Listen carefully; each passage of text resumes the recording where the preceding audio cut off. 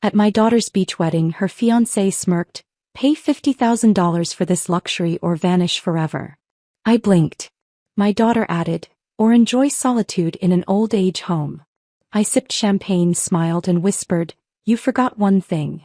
Their faces turned pale. Moments later, chaos erupted, and I never lifted a finger.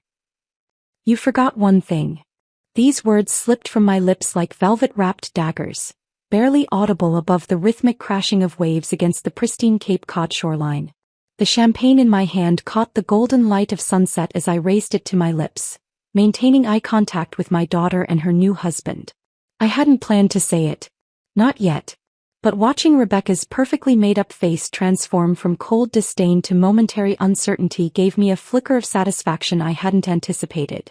Just 3 hours earlier, I'd arrived at the Ocean View Resort alone, my taxi pulling up to the grand entrance where valets in crisp white uniforms assisted guests from luxury vehicles.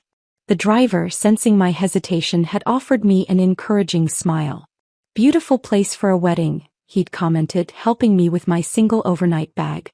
Yes, I'd managed, smoothing down my department store dress, the nicest one I owned, a pale blue number I'd splurged on after 6 months of setting aside tip money. My daughter's getting married. The pride I'd tried to infuse in those words fell flat as I stepped onto the manicured grounds. Immaculate white chairs adorned with lavish floral arrangements faced the ocean. Crystal glasses caught the sunlight, creating prisms across the professionally decorated tables. Women in designer dresses mingled effortlessly, their laughter tinkling like the champagne being poured into flutes worth more than my weekly grocery budget. A tall woman with unnaturally smooth skin glanced at me, her eyes performing a quick assessment. I watched her gaze travel from my face down to my sensible heels, lingering momentarily on my handbag. Not a designer piece but the best I could afford. Her slight grimace told me everything I needed to know before she turned away, dismissing me without a word. I clutched my invitation tighter, scanning the crowd for my daughter. Rebecca had insisted I arrive early to help with last-minute details, yet no one seemed to be expecting me. After 15 minutes of awkward wandering, I spotted her in a white silk robe, surrounded by bridesmaids in a secluded area of the garden. "Mom, you're late," she said instead of hello, barely looking up from her phone. Her voice carried the slight edge it had developed sometime during her junior year of college. "Everyone's been asking where you were." A lie, of course. No one had been looking for me. "The ceremony starts in 2 hours, she continued, finally meeting my eyes. "Your dress is fine. Just try not to embarrass us today, okay?" The words stung more than they should have. After all, this wasn't new territory. I nodded, forcing a smile as she instructed a wedding coordinator to show my mother to her seat. "For the ceremony?" I asked, confused. "For the reception," Rebecca clarified with a sigh that suggested I was being particularly slow. "You're at table 19. It's in the back corner, away from where we'll be taking family photos." The coordinator, a young woman with kind eyes, gave me a sympathetic glance as she led me away. "Would you like something to drink while you wait, Mrs. Foster?" "Grace," I corrected automatically. "And yes, maybe some water." 2 hours later, I watched my beautiful daughter walk down the aisle toward David Harrington, scion of a Boston real estate empire. Rebecca was radiant in a designer gown that had cost more than 3 months of my rent. I'd offered to help pay for her dress, but she'd laughed, saying, "Mom, you couldn't afford the veil, let alone the gown." During the ceremony, I sat alone in the second-to-last row, surrounded by distant acquaintances and work colleagues who chatted among themselves, not bothering to introduce themselves to the mother of the bride. I didn't cry when they exchanged vows. Something had hardened inside me months ago, calcifying with each small rejection. The cocktail hour was in full swing when David approached me, 2 champagne flutes in hand. At first, I felt a flicker of hope, perhaps a gesture of family connection. "Grace," he said with that practiced smile that never reached his eyes. "Enjoying yourself?" "It's a beautiful wedding," I answered carefully, accepting the champagne. "You and Rebecca must be very happy." "We are," he agreed, glancing around to ensure no one was within earshot. "Though there's still the matter of your contribution to discuss." I froze, the flute halfway to my lips. "My contribution?" "Yes," David continued smoothly, his voice maintaining that charming cadence he used with everyone. "Rebecca mentioned you'd be helping with the final wedding costs. $50,000 should cover it. The champagne suddenly tasted bitter. $50,000? David, I don't have that kind of money. His smile never faltered, but something cold entered his eyes. Grace, let's be honest. We've accommodated your situation as best we could. But appearances matter in our circles. Rebecca's embarrassed enough by your background. The least you could do is compensate for the inconvenience. Inconvenience? I repeated, stunned by his audacity. There you two are. Rebecca appeared at David's side, her wedding dress catching the sunset's glow.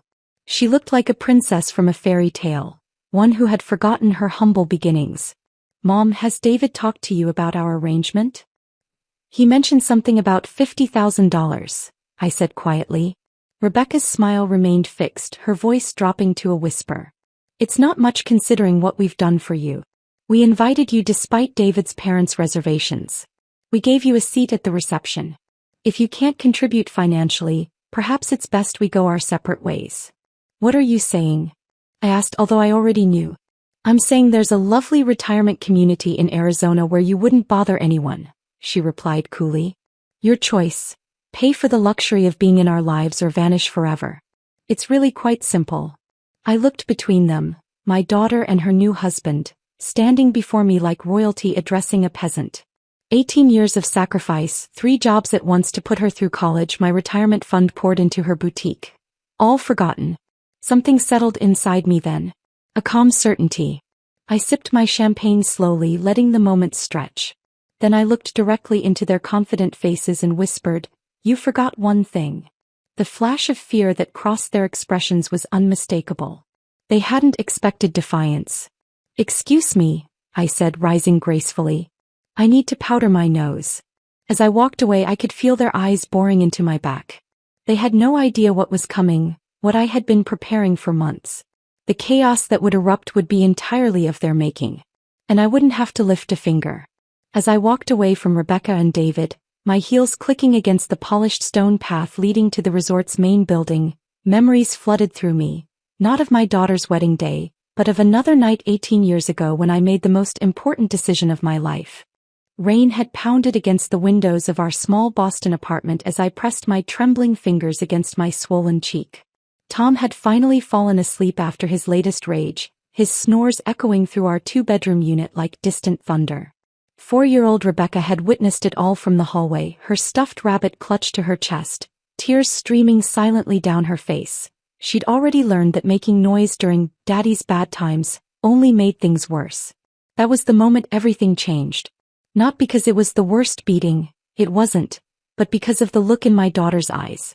Understanding. Recognition. The beginning awareness that this was what love looked like. I moved with terrified precision that night, packing only essentials into a single duffel bag.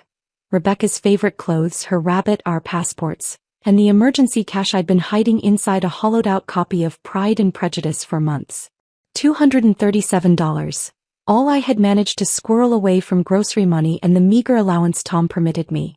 When I lifted a sleeping Rebecca from her bed, her tiny arms instinctively wrapped around my neck. "Are we going on an adventure, Mommy?" she'd whispered. "Yes, baby," I'd answered, my voice steady despite the fear coursing through me. "The biggest adventure." We disappeared into the rainy night, boarding the last bus to Dorchester where my former high school friend Maggie had promised we could stay until I figured something out. 2 weeks later I found the apartment, if you could call it that. A single bedroom with a kitchenette and bathrooms so small you could brush your teeth while sitting on the toilet. The building smelled perpetually of cabbage and cigarette smoke, but the landlord didn't ask questions when I paid 3 months' rent in advance with my first paychecks. The pull-out couch in the living area became my bed for the next 7 years. Each night I would unfold it after tucking Rebecca into the bedroom, my back protesting after 10-hour shifts at Sonny's Diner where I served breakfast and lunch. After a quick shower and meal, I'd change into my professional clothes, a navy skirt and white blouse I found at Goodwill, and head to Dr. Miller's dental practice where I answered phones until 9. But between those exhausting hours were golden moments that made every sacrifice worthwhile. I still remember Rebecca's face the first time she read a complete sentence from the second-hand books I'd bring home. The cat sat on the mat.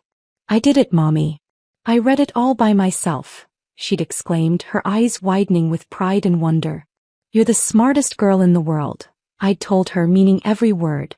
We celebrated life's small victories with grocery store cupcakes, $2.99 for a pack of 6 that we'd carefully divide over several days.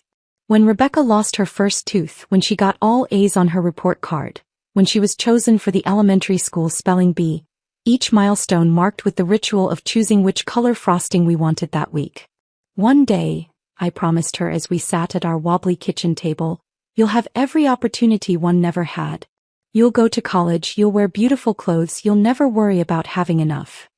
"Will you be there too, Mommy?" she'd asked, blue frosting smeared across her upper lip. "Always," I'd promised. I kept that promise through middle school and high school, through Rebecca's awkward phases and triumphs. I started putting aside money for college when she was 10, opening a dedicated savings account where I deposited whatever I could. Sometimes just $5 a week, sometimes more when I picked up extra shifts during holidays. The day the acceptance letter from Boston University arrived, Rebecca danced around our small apartment, the prestigious letterhead clutched in her hands. "I got in, Mom. I really got in." That night, after she'd fallen asleep, I cried for the first time in years. Tears of pure pride mixed with panic about the tuition costs that her partial scholarship wouldn't cover. By morning, I had a plan. In addition to the diner and dental office, I took on weekend inventory work at a local department store and started cleaning houses for wealthy families in Back Bay twice weekly. My schedule became a blur of uniforms, bus routes, and quick naps between shifts. On weekends, when Rebecca would visit from her dorm, I'd hide the bone-deep exhaustion behind bright smiles and freshly dyed hair to cover the increasing gray. "Mom, you look great," she'd say, and I'd feel a surge of relief that she couldn't see the truth, that some nights I was so tired I'd fall asleep still wearing my shoes. The change was gradual, almost imperceptible at first. During her freshman and sophomore years, Rebecca would bring her laundry home on weekends, and we'd talk for hours about her classes, her new friends, her dreams for the future. She'd proudly introduce me to her roommates when they occasionally accompanied her, describing my multiple jobs with admiration. "My mom works harder than anyone I know." But something shifted during her junior year. She started coming home less frequently. When she did visit, she'd often be on her phone, texting friends or checking social media. The first time she seemed embarrassed by me was when her new friend Alyssa, a girl from a wealthy Connecticut family, came to our apartment. "This is cozy," Alyssa had commented, her eyes taking in our mismatched furniture and the damp spot on the ceiling that the landlord had promised to fix for months. "We're moving soon," Rebecca had lied quickly. "Mom just hasn't had time to look at new places." Later that night, after Alyssa had gone back to campus, Rebecca suggested that perhaps it would be easier if she just stayed at school on weekends. "The library has better resources for my business classes anyway," she'd explained, not quite meeting my eyes. I nodded, swallowing the hurt. "Whatever helps you succeed, sweetheart." I didn't tell her that I'd already been planning to pick up a 6th shift at the diner on Saturdays. Her success was all that mattered, even if the path to it gradually took her away from me. Rebecca graduated with honors, her business degree from Boston University opening doors I never dreamed possible for my daughter. I sat in the audience during the ceremony, cheeks aching from smiling so hard, watching her confidence stride across the stage. My hands were raw from extra shifts, the skin cracked and reddened from cleaning chemicals, but I wore gloves to hide them as I applauded louder than anyone. 2 weeks after graduation, my phone rang at 11:43 p.m., just as I was collapsing into bed after a double shift. "Mom." Rebecca's voice trembled on the line. "Are you awake? I need to talk to you." I sat up immediately, sleep forgotten. "What's wrong, sweetheart? Are you okay?" "I found it, Mom," she said, words tumbling out between sniffles. "My dream. My purpose." She explained how she'd stumbled upon a vacant storefront in an up-and-coming corner of Beacon Hill. The space was small but had character. Exposed brick walls, original hardwood floors, and large windows perfect for displays. The landlord had given her a tour and mentioned how the area was attracting young professionals and fashion-conscious residents. "I could open my own boutique," she whispered, her voice filled with a mixture of terror and exhilaration. "Curated pieces for professional women, unique items you can't find at department stores. I've already started contacting small designers." "That sounds wonderful," I said, genuinely excited for her vision. Then came the real reason for her call. But I need startup capital. The landlord wants first and last month's rent plus security deposit by next week to hold the space. And then there's renovation, inventory, marketing. Her voice cracked. I don't have that kind of money, Mom. No bank will loan to someone fresh out of college with no business history. I closed my eyes, knowing instantly what I would do. How much do you need? Mom, I don't expect you to. How much, Rebecca? There was a pause before she answered, $97,000. The figure might as well have been $1 million. It was far more than I had in my savings account. But there was my retirement fund. Modest by most standards but religiously contributed to for 18 years. It was everything I had managed to set aside for my future. I'll have it for you by Monday, I promised. Her gasp was audible. Mom, how? That's everything you have. Not everything, I said softly. I have you.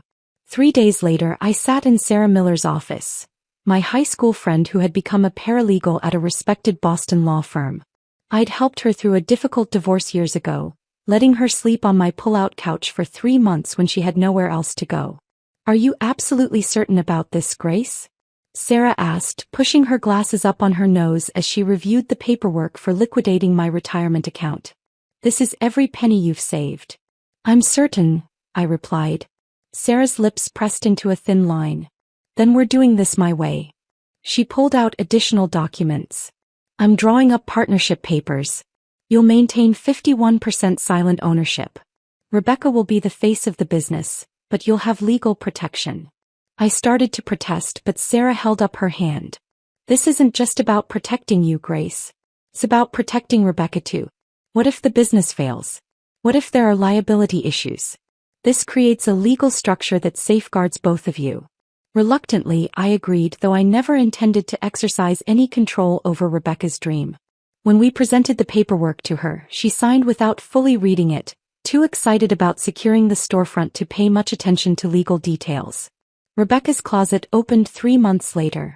The grand opening was modest. A small cheese platter, inexpensive champagne, and handwritten invitations to everyone in Rebecca's network. I stood in the background watching my daughter greet potential customers with natural charm, showcasing the carefully selected inventory with genuine passion. The boutique struggled for the first few months. I quietly contributed more from my savings when rent came due, never mentioning the additional support. Rebecca worked 14-hour days, designing window displays late into the night, negotiating with vendors and building relationships with customers one sale at a time. Then came the miracle. Alyssa, Rebecca's college friend, the one who had found our apartment cozy, had become something of a social media lifestyle influencer. She visited the store one afternoon, tried on a striking blue dress Rebecca had sourced from an unknown Brooklyn designer, and posted a photo to her Instagram account. By morning, the post had gone viral in Boston social circles. By afternoon, there was a line outside the boutique. By the end of the week, Rebecca had sold through nearly all her inventory and was frantically calling suppliers for rush orders. Rebecca's closet became the fashion destination for Boston's young professionals. Local magazines featured it in their hidden gems sections. More social media influencers came, posted, and spread the word. Within 6 months, Rebecca was looking to expand into the vacant space next door. I watched it all unfold with overwhelming pride. My daughter, my brilliant, hardworking daughter, was succeeding beyond anything I had imagined when I fled with her in the night all those years ago. I deliberately stayed away during business hours, only visiting after closing to help with restocking or accounting. Rebecca never asked me to stay away. It was my choice, understanding instinctively that her sophisticated clientele might see my presence, with my discount store clothes and work-worn hands, as inconsistent with the boutique's upscale image. You should come by during the day sometime, Rebecca said occasionally, but her tone lacked conviction. Your world now, not mine, I'd respond lightly. I'm happy just seeing the results.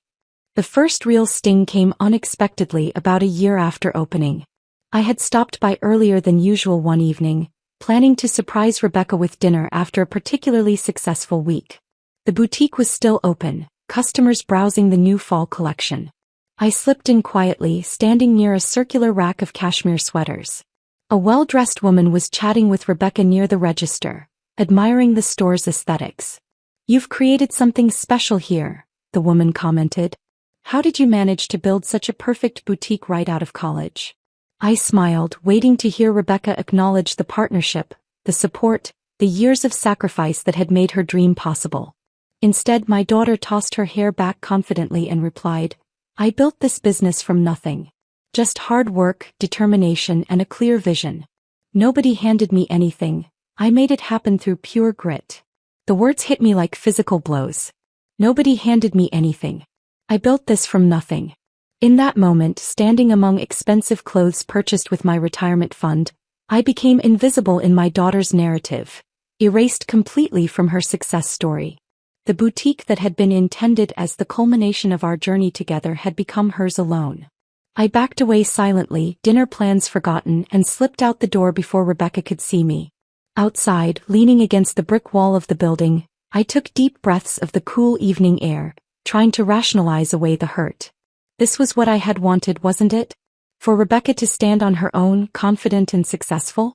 But as I walked home alone that night, something fundamental shifted in my understanding of our relationship. It wasn't just that she had claimed sole credit for the boutique success. It was that she truly believed it. After discovering Rebecca's revisionist history of her success, I maintained my distance from the boutique operations, protecting myself from further disappointment while still quietly ensuring the business thrived. 4 months, I reviewed the financial statements Sarah forwarded me, attended to paperwork and processed invoices from behind the scenes, becoming a ghost in my daughter's success story. Then came the invitation, a rare occurrence that caught me off guard. Mom, the Boston Chamber of Commerce is hosting their annual Small Business Networking Gala next Thursday, Rebecca announced during one of our increasingly infrequent dinners together. I'm being recognized as one of their entrepreneurs under 30, and I need a +1. Would you come with me? Surprise must have registered on my face because Rebecca quickly added, the other option is Alyssa, but she's been to the last 3 events with me and people are starting to think we're a couple. She laughed lightly. I'd love to come, I said, trying to mask my eagerness. Perhaps this was Rebecca's way of rebuilding our connection. The night of the gala, I splurged on a hair appointment and wore my best outfit, a navy blue dress from Nordstrom Rack that I'd purchased on clearance but looked considerably more expensive. When Rebecca picked me up, she gave me an appraising look. You look nice, Mom, she said with mild surprise. Very appropriate. At the event held in an elegant hotel ballroom downtown, Rebecca transformed into someone I barely recognized, confident, charming, working the room with practiced ease. I stayed close enough to appear together but far enough away to let her shine, sipping sparkling water and smiling at strangers who glanced my way. During her brief acceptance speech, Rebecca again omitted any mention of my involvement in her business journey. I'd expected it this time, so the sting was duller, more a familiar ache than a fresh wound. Impressive young woman, came a deep voice beside me as Rebecca concluded her remarks to enthusiastic applause. I turned to find a strikingly handsome man in his early 30s watching my daughter with open interest. His tailored suit spoke of wealth, but it was the confident set of his shoulders and the calculating intelligence in his eyes that commanded attention. Thank you, I replied. She's my daughter. Something flickered across his features. Reassessment, perhaps surprise. David Harrington, he said, extending his hand. Harrington Development Group. The name was familiar. One of Boston's old money real estate families whose buildings dotted the city skyline. Grace Foster, I responded, shaking his hand. His eyes performed a quick, subtle inventory, taking in my dress, my shoes, my lack of expensive jewelry before he asked, "And what do you do, Miss Foster?" "I'm in the service industry," I answered vaguely, having learned that people responded better to ambiguity than the truth of my multiple working-class jobs. "Mom." Rebecca appeared suddenly at my side, slightly breathless with excitement. "I've been looking everywhere for you." Her attention immediately shifted to David, and I witnessed the instantaneous chemistry between them, like watching a match strike against phosphorus. David Harrington. He introduced himself, his entire demeanor shifting to something more animated and engaging than the polite interest he'd shown me. "Rebecca Foster," my daughter replied, extending her hand with a graceful flourish. "Rebecca's closet." "The woman of the hour," David smiled, holding her hand a moment longer than necessary. "I was just telling your mother how impressive your accomplishments are." Rebecca beamed, and in that moment I became invisible again. A prop in their meeting story rather than an active participant. I watched as David smoothly maneuvered the conversation away from me, asking Rebecca detailed questions about her business model, her expansion plans, her vision for the future. Within 20 minutes he had secured her phone number and extracted a promise to tour her boutique personally the following week. Within 3 days they were on their first date. Within 2 weeks they were inseparable. The whirlwind romance progressed with dizzying speed. Rebecca's calls to me, already infrequent, became even rarer. Our occasional dinners were cancelled or rescheduled to accommodate David's spontaneous plans. When we did meet, David dominated the conversation, speaking extensively about his real estate projects, family connections, and future ambitions. His interest in me extended only to cursory questions that inevitably circled back to potential advantages for him. Your friend is a paralegal, you mentioned? At which firm? Do they handle commercial real estate transactions? I began to notice troubling patterns. David constantly showcased Rebecca to his social circle but kept her separate from his family. He lavished her with expensive gifts, designer handbags, a platinum watch, creating debts of gratitude she could never truly repay. He'd drop casual criticisms disguised as helpful suggestions. That inventory system you're using is so outdated, sweetie. Let me show you how real businesses operate. Every attempt I made to discuss these concerns with Rebecca was deflected. He's just trying to help me succeed, Mom, she'd say defensively. David comes from a whole different world. He's teaching me how things work at that level. And what about his family? I asked once. Have you met them yet? A flicker of discomfort crossed her face. They travel a lot. I'm sure I'll meet them when the time is right. 4 months into their relationship, I learned of their engagement through a Facebook status update. No phone call. No advance notice. Just a perfectly staged photo of Rebecca's hand sporting a diamond ring that must have cost more than my yearly income, captioned, I said yes to forever with my soulmate. #future Mrs. Harrington. I stared at the image for a full minute before calling her, my hands shaking. Were you going to tell me? I asked when she answered. Oh, Mom, yes, I was going to call you tonight, Rebecca said, her voice high with excitement. David surprised me with the proposal yesterday and we've been celebrating with his friends. Isn't it wonderful? It's very sudden, I managed. When you know, she replied dismissively. We're thinking about a spring wedding. Something elegant but intimate.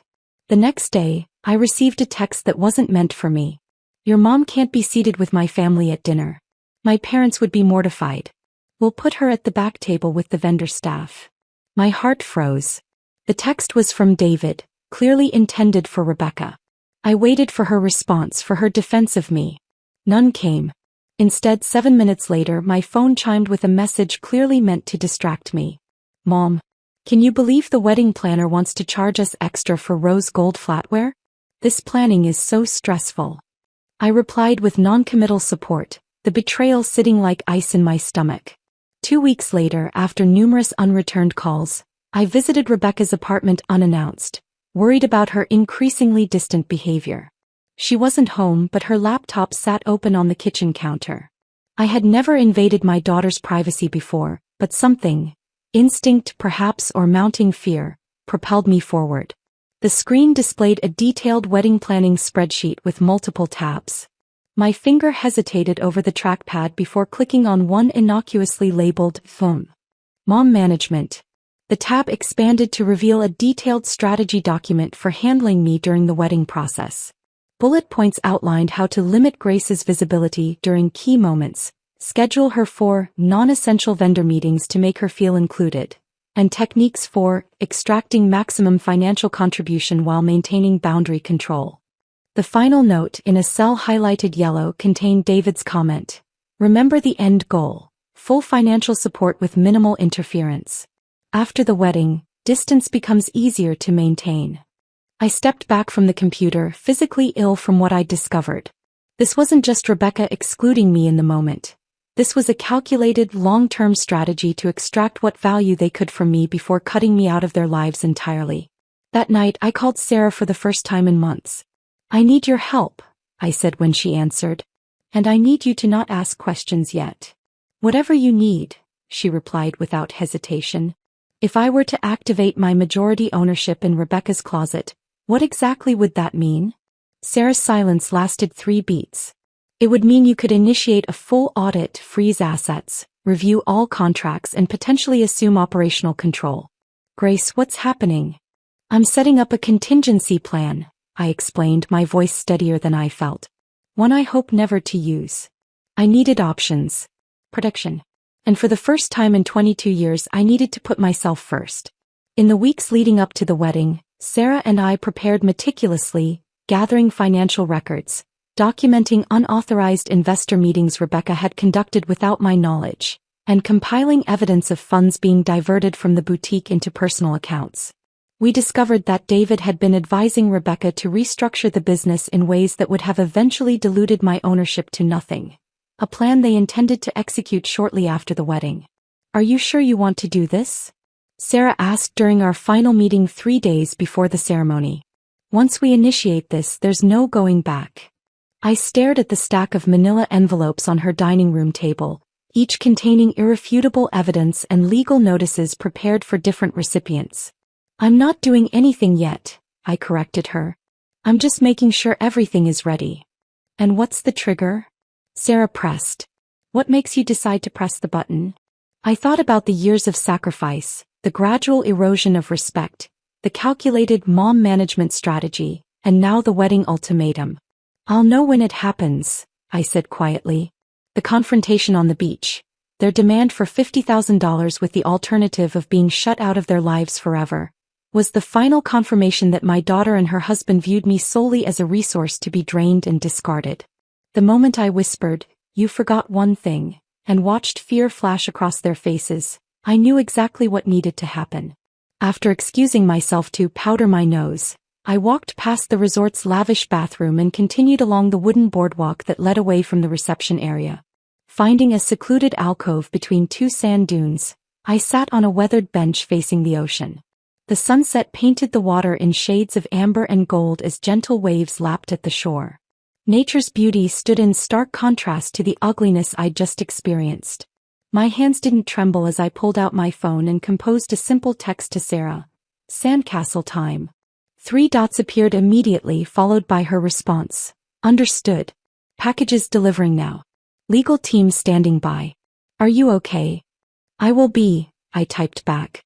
I remained on that bench for exactly 7 minutes, breathing deeply, saying goodbye to the dream of what my relationship with Rebecca could have been. Then I slipped my phone back into my purse and returned to the reception, taking a circuitous route that allowed me to observe without being immediately seen. The wedding coordinator was the first to approach David's parents at their prominent table near the dance floor. She handed them a sealed envelope with professional courtesy. This was delivered for you, Mr. and Mrs. Harrington. Similar scenes played out across the venue as staff members discreetly delivered identical envelopes to specific guests. All boutique investors David had secretly brought in without my knowledge or consent. I watched as confusion gave way to concern as documents were extracted and examined. David's father was the first to react, his face flushing crimson as he abruptly stood, napkin falling forgotten to the floor. He scanned the room with narrowed eyes before locating his son near the bar and striding purposefully in that direction. Simultaneously, a synchronized symphony of electronic alerts began chiming across the venue, Rebecca's business email address sending automated notifications to everyone connected to the boutique's operations. The messages, crafted by Sarah's legal team, announced an immediate company audit, asset freeze, and suspension of all business activities pending investigation of financial irregularities. I stepped out from my secluded vantage point, moving quietly along the perimeter of the reception. David was now engaged in an intense whispered argument with his father, whose finger jabbed repeatedly at the documents in his hand. Rebecca stood frozen beside them, her perfect makeup unable to conceal her growing panic. When she spotted me, Rebecca broke away, rushing toward me with desperation in her eyes. Mom, what is happening? Everyone's getting these crazy emails about the boutique. Not crazy, I corrected calmly. Accurate. I'm exercising my rights as majority owner. David appeared at her side, his practiced charm entirely evaporated. What have you done? He hissed, keeping his voice low to avoid drawing more attention. I've protected my investment, I replied, maintaining the same even tone. Did you really think I wouldn't discover your plans to cut me out? The unauthorized investors? The diverted funds? Rebecca's face paled beneath her makeup. We can explain all of that, she stammered. It was just temporary, to build capital for expansion. Into David's side project, I finished for her. The South End development that somehow received a $200,000 investment from Rebecca's closet reserves without the majority owner's knowledge or approval. David's eyes darted nervously to where his parents were now speaking with another couple, both holding the damning documents. You have no idea what you've done, he warned. My family has connections you can't imagine. Is that why your father looks ready to disown you right now? I asked, nodding toward the elder Harrington whose gestures had become increasingly agitated. I wonder how he feels about his son using a small boutique as a personal piggy bank for a failed real estate venture. The horror dawning on their faces confirmed what I already knew. They had underestimated me completely. They had seen only what they wanted to see. An aging woman with working-class roots who could be manipulated, used, and discarded. Mom, Rebecca whispered, tears spilling down her cheeks, ruining her carefully applied makeup. You have to fix this. Please. Everything we've worked for will be destroyed. Everything I worked for, I corrected gently. Everything I sacrificed for. Everything I built that you claimed as your sole achievement. Rebecca reached for my arm, her diamond engagement ring catching the light. I'm your daughter. Your only child. You can't do this to me. For a moment, my resolve wavered. The maternal instinct to protect, to shield, to sacrifice still powerful after all these years. But then I remembered the mom management spreadsheet, the casual cruelty of their plans, and the ultimatum delivered over champagne flutes. I already did, I said softly. You both showed me exactly who you are and what I'm worth to you. I simply believed you. David's phone began ringing, his father calling from across the room. Rebecca's phone chimed with more email alerts as the legal process initiated by Sarah continued to unfold. Around us, the elegant reception was devolving into clusters of confused guests and urgent conversations. We can offer you more than $50,000, David bargained desperately. Double. Triple. Whatever you want. I shook my head. This was never about money. As I turned to leave, Rebecca gave one last desperate plea. Mom, please, just tell me how to fix this. I paused, looking back at my daughter in her designer wedding dress that cost more than a year of my mortgage payments. You can't, I said simply. Some things once broken stay broken. I walked away then, moving with unhurried dignity through the chaos unfolding behind me. Staff members stepped aside respectfully, perhaps sensing that I was not to be stopped or questioned. At the edge of the property, I slipped off my uncomfortable heels, carrying them in one hand as I made my way onto the public beach that stretched for miles along the coast. The setting sun painted my path in gold as I walked toward the horizon, each step lighter than the last. For the first time in decades, I was free from the weight of thankless sacrifice, free from the burden of being needed only for what I could provide rather than who I was. 3 miles down the beach, where Sarah waited in her sensible sedan, a new future awaited, one that included plans for a small boutique of my own in a quieter part of town, catering to women who valued substance over status. Not a replacement for what I had lost, but something entirely new. Something just for me. I never looked back at the gleaming resort or the wreckage I had left behind. I had given Rebecca everything I had to give. Now finally it was my turn. If this story of sweet revenge had you on the edge of your seat, smash that like button right now.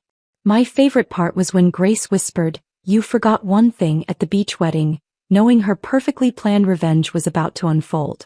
What was your favorite moment? Drop it in the comments below. Don't miss more thrilling stories like this. Subscribe and hit that notification bell so you never miss an upload.